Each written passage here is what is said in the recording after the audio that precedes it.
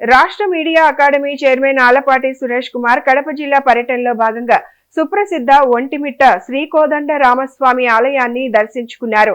ఆలయం వద్దకు చేరుకున్న ఆయనకు ఆలయ అర్చకులు ఆలయ మర్యాదలతో స్వాగతం పలికి తీర్థ ప్రసాదాలు అందజేశారు. అనంతరం ఆలయ చారిత్రక వైభవం ప్రాశస్త్యాన్ని వివరించారు. ఈ కార్యక్రమంలో సమాచార పౌర సంబంధాల శాఖ అధికారులు, జర్నలిస్టు యూనియన్ నాయకులు, స్థానిక జర్నలిస్టులు పాల్గొన్నారు.